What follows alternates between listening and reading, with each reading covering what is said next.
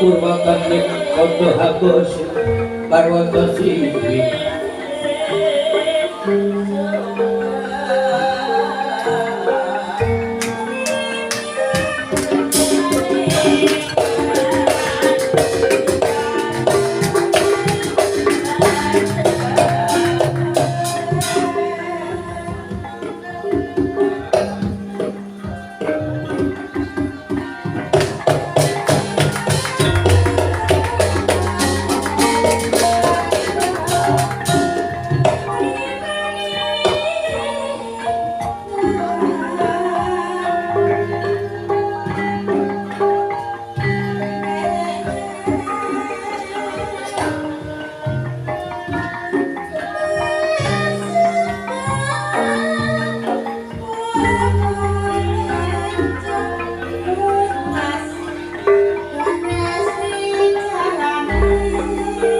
Jaman purwa puniki saged hamulang mundur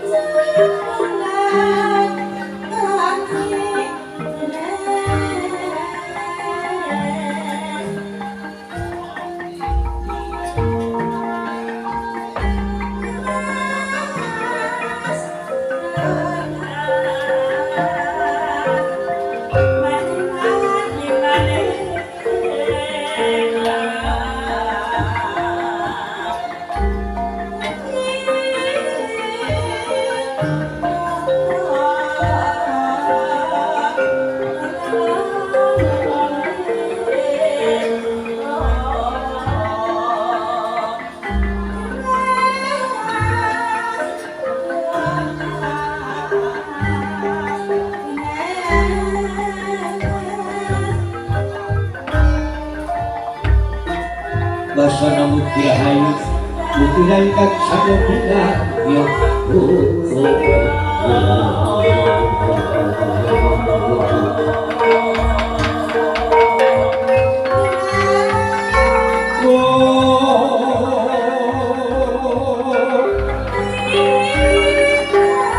kalau berlaku punya melekas ini kita ini itu kacung dari kampung manakun manah rahayu hayu bodo hayu kumoyo makoyo makadumoyo karena karoyo makakus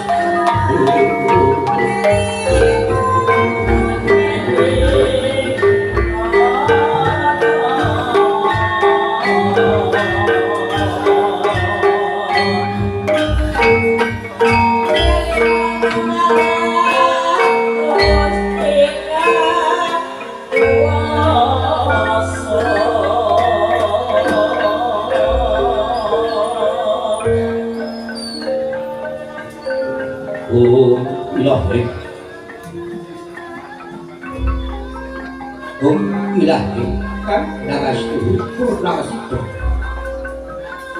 dari belas tusiran liwat jagat rono siapa bukan secara bersama sama selalu lantai pilompo estu maksud status lampeng budur jinatur tutur kadulo kedalam praktilak dan paradyo Winosito Hagung Bomo Prangken Wismoro Panonton Biu Tumekeng Jaman Purwo Winisudro Kaiken Sudono Bomo Pinagi Tameng Loto Manggara Kekuasaan Budito Tanu Renggeng Pralagan Matu Kodumbo Marmo Panggung Panggung Panggung Cangurwing Koto hari dipun kota belari negari Harastino Yosibat negari Gajaholo Yosibat Janggolo dasar negari Kustino negari itu panjang Abudun Kasir Ampil Roh Anjinari Gemah Haripah Karuto Toto Raharjo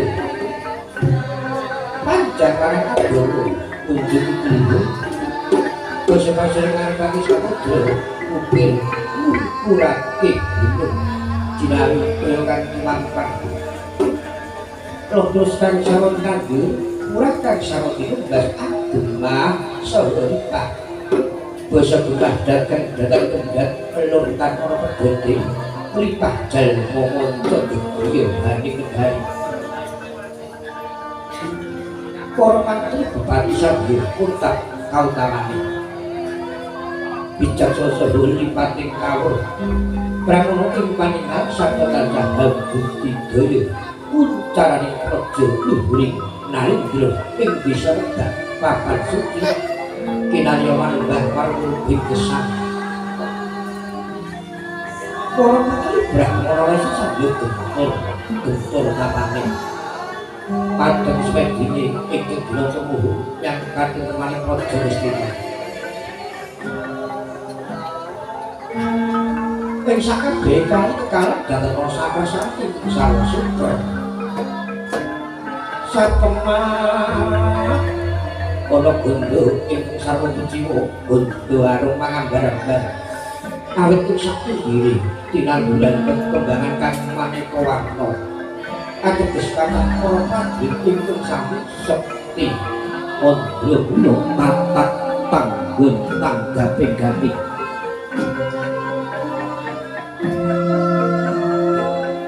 puntaraning praja miwah luhuring kawibawan katingal saking kathahing bangsa manca duta agung pinaka tandha sing kekadangan lamunta panggesananing para tamu samya dinarta siang latri hanelur selur muga-muga datang wektu ingkang nganggur watak jreng samjudin singkur sugih brana samya syukur amungkane samya tabir saben hari kontak makati darah pasten yen gumanti satemah dadya petari sri omah kapur samya den ulung pada sri samya negur temah dadi kang sareng nganggung datan mukan para dagang samya rumadhan bangsa masmo datan kuciwa Gagindung jolo midri samudra nyasa mina datan prakumba kadya mas kentar lampahing palma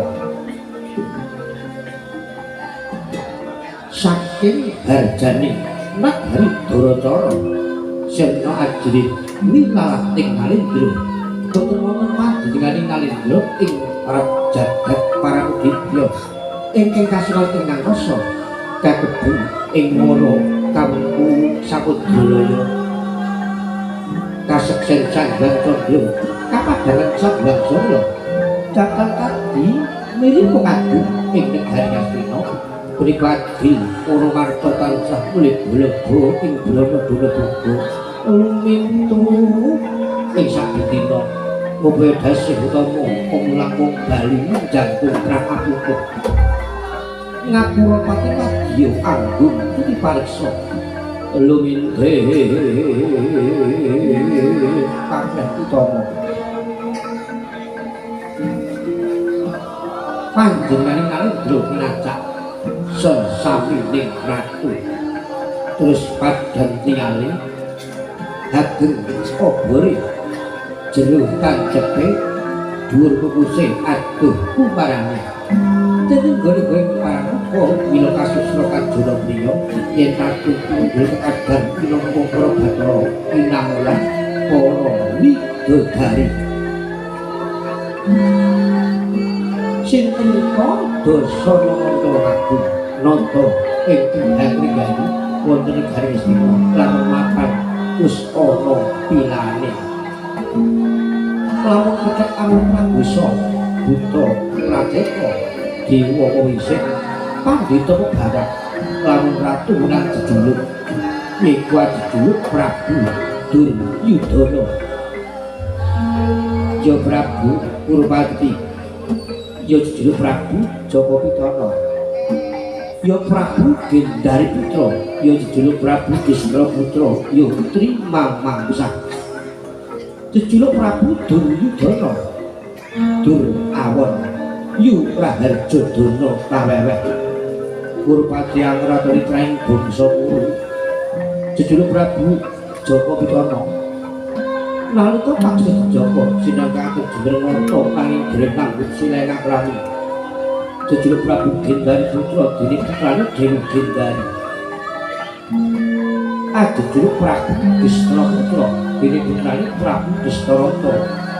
Trima mangsa. Trita Sukya Watana lila ing Brana ing pati mamaksa wis kestani. Sinungton ing caket wingar Sarada. Pinanca sabun prakawa kang bangkit. Harepaken ham bebeten dasaring negari. Kanthi teteten jejeg adining dendha. Pepayung pepatung Hasta Brata. Hagayung marakaning sarta pagesanganing kawula dasih.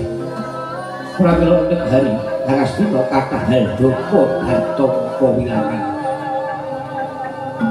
Yen Gorapati Hayya Srikuni menggerakkan sang Begawan Wirna Usang Pandhita Durna Samata Prabu Dewi Gumapurmati Rawuh ya Prabu Baladewa ya Prabu Balarama ya Prabu Bakrasata. Kocap-kocap punika giya ing andhra irawan nembung rempeng giya kakegawan Bilara Sanghyang Wasesa kang pas-pas padane cipta ing bangsa titah.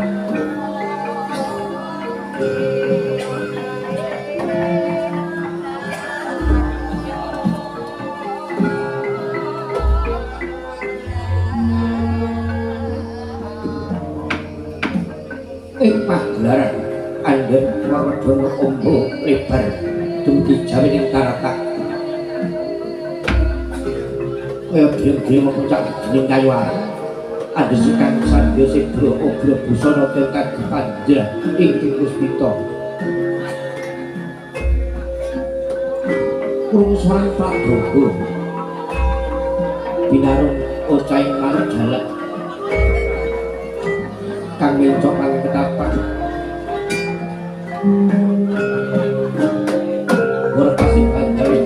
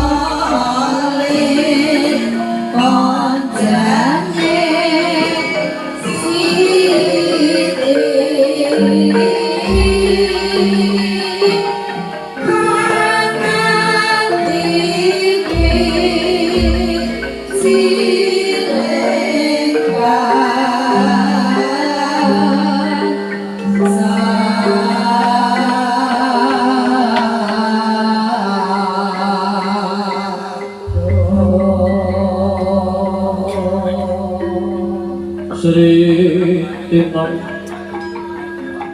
ing pasewakan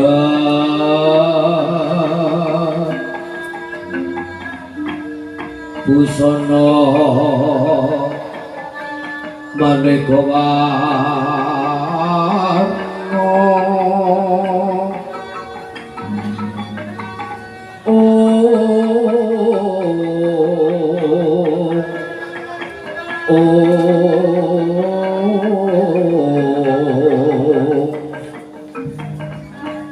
Siva Puspite Udyono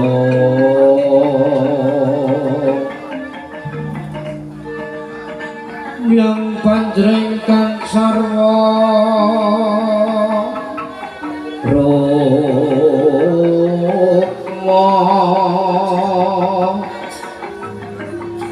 renggeng manik Narawata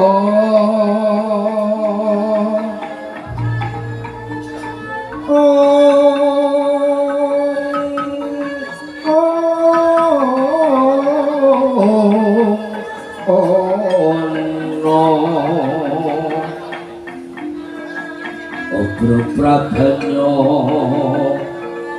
Sumira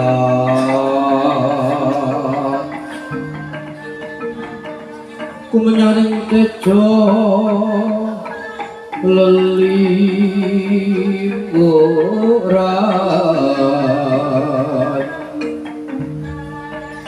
ler di raksisine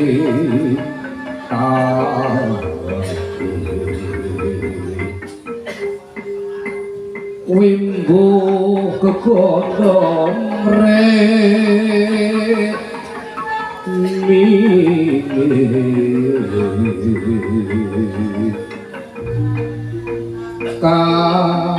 Kadyuti maruto Kadyuti maruto Manyo Separan menggambar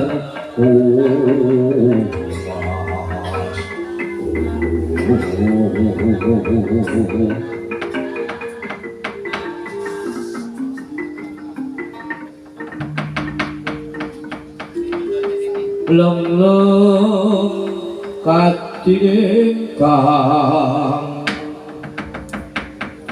awan sopo-sopo ni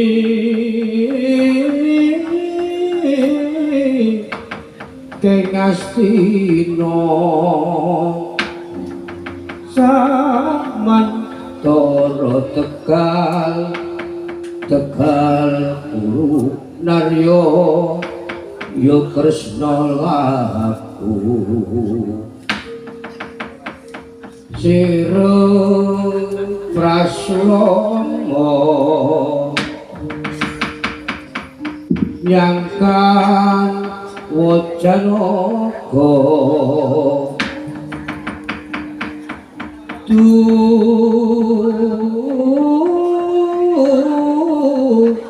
lur nerata kapang yo tegal luri melu karya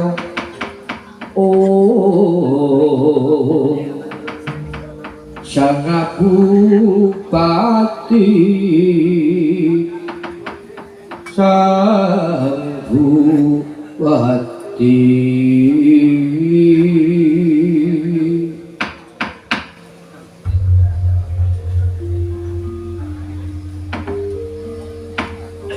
jagat wasti sakit Bathara Estu Manik Raja Dewati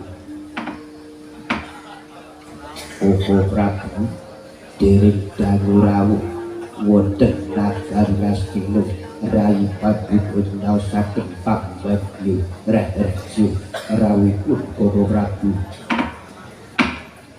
jagat iku Bathara Ngagem kula ya Dadak tedukanipun murka dipinami sabaripun Yai Prabu Duryudana rumentah ingkang Raka Mandura. Nuwun sabdanipun Yai Prabu, kula gambyasta kalih kula betelaken jejeg kedula sami-samian.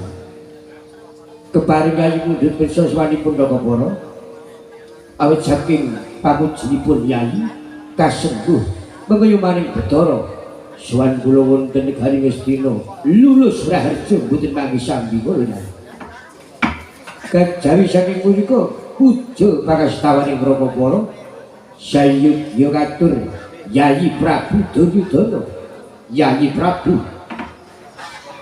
Gurawalan panampi kula sabdanipun Bapak Prabu kula pun biye mestaka muga andayana jimat keparenga Bapak Prabu dipun prayogaken janji kala inggih Yai. Paman kula sedenang kula nok-nok wonten pangendika ingkang dawuh Angger Prabu mura asunga pambagya marang rawi Bapak Prabu sampun ngantos kadaluwarsa paman seguni kula nok-nok dhateng sendika. Angger Prabu Baladewa najan pun bapa kepadian linepatna saking bebendu keparengna kula nyaosaken pambagya raharja nggih rawuh wonten negari Ngastina. Pangestanipun paman seguni boten manggi sambi kala kula nuwun nggih syukur bejo sewu. Oleh blugudung manyang-manyang srepeltina.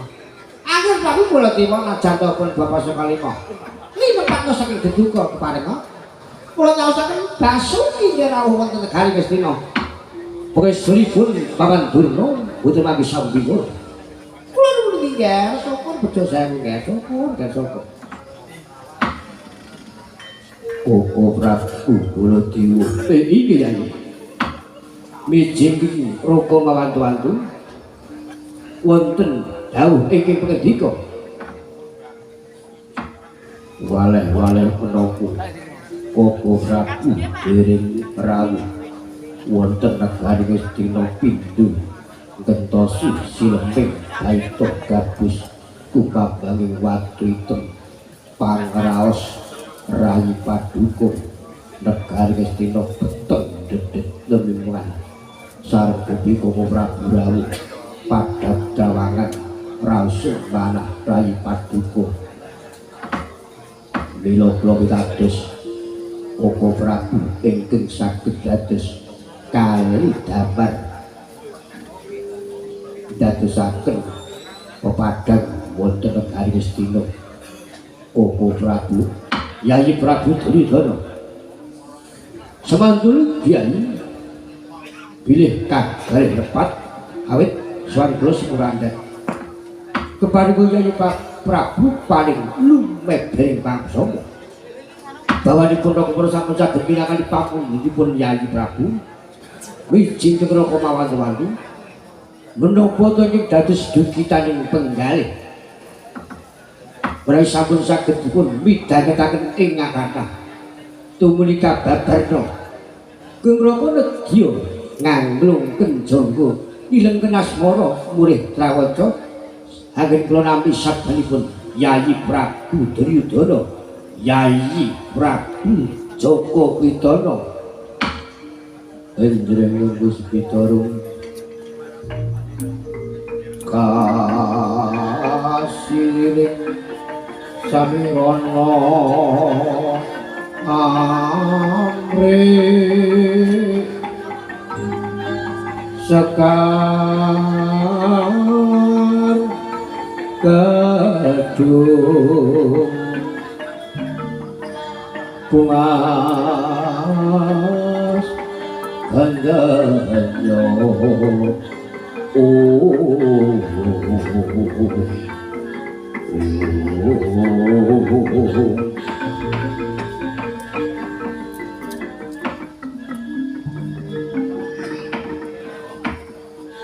Bapak Prabu kula Yai Bapak Prabu kula suwun rawuh wonten nagari Ngastina badhe kula suwun sabdanipun Koko Prabu Yai Prabu Duryudana ingkang dipun penggalih dados kuwatosing penggalih bab menapa Yai? Koko Prabu boten sanes inggih namung kadang-kadang kula Pandhawa makantipun menapa teka ndadosaken sungkawanipun Yai Prabu Duryudana. Koko Prabu Gengrayi caos priksa dhateng pun Koko Prabu warsa ingkang kepengker para kadang Pandhawa kadhawan babat Wonomertani dening Rama Prabu Distarata. Inggih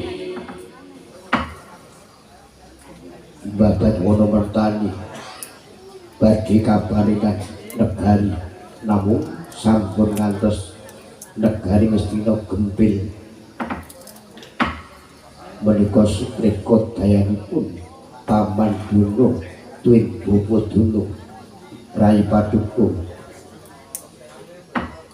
para kadang-kadang Pandhawa kula suwun babat Wonomertani nanging pengangkah kula kadang Pandhawa mlebet wonten ing Wonomertani supados pejah kabadung satu galak saklebeting wono tuwin dedemitan Wonomertani nanging Pandhawa boten pejah rencana tejanipun Koko Prabu ngantos sapunika Wonomertani dipun babat dening kadang Pandhawa dados negari Amarta Kasatriyan Yodiwati Madukara Gumbira Talun sawu jajar. Inggih lajeng Koko Prabu sampun mangertos dereng dangu negari Amarta dados kathah para manca negari ingkang sumuyut dhateng negari Amarta. Rikala dinten dereng dangu para kadang Pandhawa paring nawala dhateng rayi utusan gandeng sakembaran. Inggih lajeng Suraosing nawala kasuwun Yai Paduka kedah ngawuningani Yai Prabana Puntadewa badhe jumeneng nata. Inggih kasuwun Rai Paduka dados paugraning lampah nanging Koko Prabu mangertos bilih Pandhawa menika kula sebat kliping Kurawa mengsah satru Tunggak Maduh menawi dipun caketana saya balela Koko Prabu pergi ingkang pundi kula tempuh supados kadang Pandhawa gagarikan anggenipun jumenrata menapa kula kedah kendhelaken kemawon menapa kula boten kadugi wonten negari Amarta menapa malih kula bangkalaken sedyane para Pandhawa supados boten kelampahan raton wonten negari Amarta. Koko Prabu Baladewa Jagadéwa Bathara kadang kula Yai Prabu saderengipun matur ingkang kathah lepat kula lumut nyuwun lumut ing samudra pangamsami lan lambaraning atur kula menika wau boten gadah raos banjindi banjilagan. Pandhawa menika anak kula Kurawa kadang julanen menawi Pandhawa kula cerah damel dredah watos raosing manah kula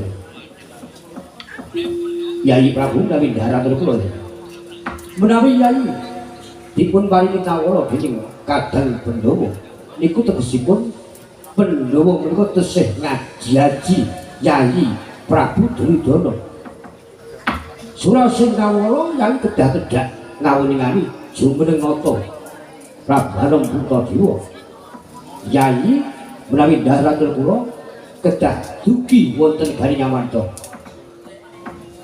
Saupamiya Yayi boten dugi dados pabraning lampah Yayi cekap dawuh para kadang sentana pinangka badan wakilipun Yayi Prabu Pinakasrana menika nawala dipun keparingaken Yayi.